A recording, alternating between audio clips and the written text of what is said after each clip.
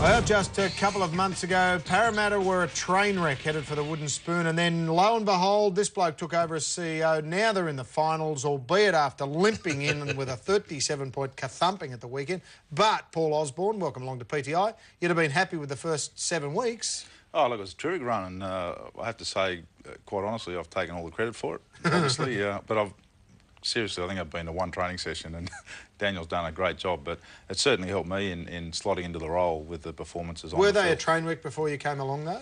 Oh, look, it's been a tough 12 months at Para with all the machinations off the field. Obviously, a big push to get rid of Fitzy and not a lot of stability there. And I think the fact that I got there and started to make some decisions allowed Daniel to do what he's flourish and do what he does best. Now, Paul, former St George, Canberra, former politician, successful, family man, 9 children.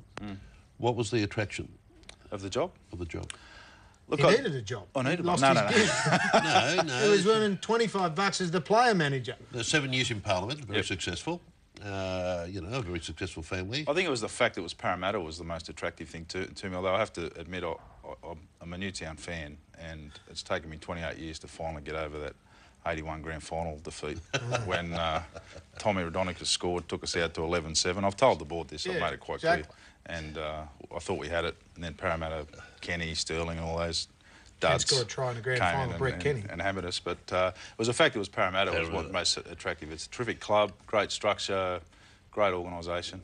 And one other thing, when you played under the guidance of John Quayle and Ken Arthurson, Arco, the godfather, decisions were made. We were talking off air before.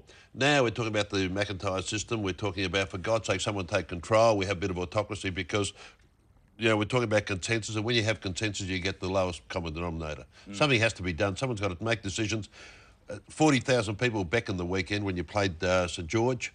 Obviously, the Cogra, they weren't going to give up the home game. That's just stupid. We've got to come out of that into the 21st century. Well, I love Cogra. I played 150 games at the joint, but quite seriously, it shouldn't be a decision for the clubs. I think that the NRL should have come over the top and said, look, you know, regardless of what you guys think. And look, but be quite frank, I probably wouldn't have moved it either. Yeah, well, if it was a Parramatta, you wouldn't have moved it. But what a showcase, what a terrific opportunity for the game. 42,000 people at the footy stadium, packed, 2 of the marquee clubs in Sydney going head-to-head. It would have been a wonderful promotion for the game. Last year, or might have been a year, more than a year ago, Wayne Bennett moved the game up to the North Queensland because he knew that if it was played in Brisbane, there'd be 6/8 of nobody turning up. Or played in Sydney, I think, he said it'd be 6/8 of nobody turning up. So we've got to start looking at the bigger picture. It works in the AFL and on the McIntyre system. Former player, now CEO.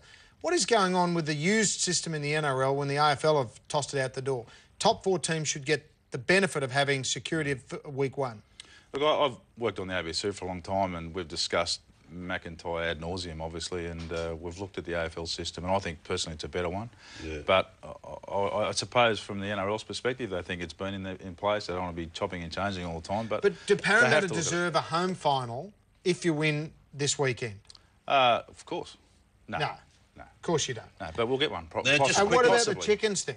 Was the chickens thing tongue-in-cheek? Because you've labelled Peter Doust a bit of a chicken. No, I labelled Justin Poor a chicken. Justin Poor a chicken, and he's coming to your club next year, and then you can buy... Yeah, we are good friends. For the extra amount of money, you can buy 250 McChickens, It's a lot of money, and burgers, I just came up with a list of things that he could spend the money on. Now, Ozzy, being a politician... How many lamb chops could you buy? Being a former politician... About 8. See, oils aren't always oils. Now, what transpired last week, you got flogged by St George. But, of course, you wouldn't reveal your whole deck of cards because you're meeting him again this week.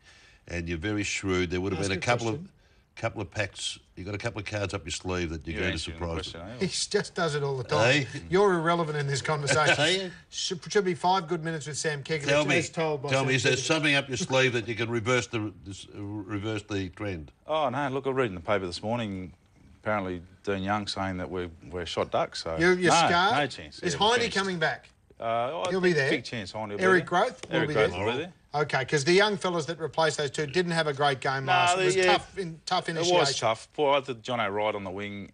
Hadn't played first grade for a long time. Got caught out a couple of times. He's a terrific player. Oh, Brett Morris, unbelievable. Brett Morris got him a couple of times. They got some good calls and some lucky bounces. Cables will spend more time on the ground. If you can't win the grand final, who would you be fearing right about now? Oh, Dragons. Dragons are the team to beat.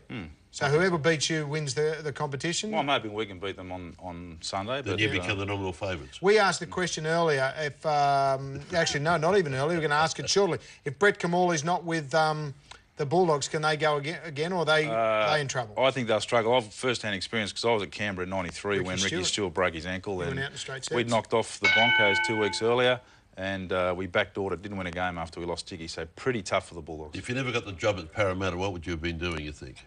I'd be probably at home with all the kids, being a house dad.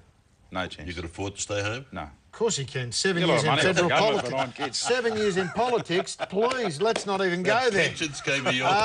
The greatest pension scheme in the history of all mankind. That'll do it. Do you ever want to return to politics?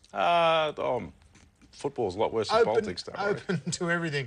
That'll do it. Well done. Thanks very much, Ozzy. Coming up, over under, just how many goals will Shane Smeltz bag this season? How many finals will the Dogs play? And how many times will K-Rudd's head pop up at footy over the next few weeks? 20. I say 3. Maybe it pops up once when he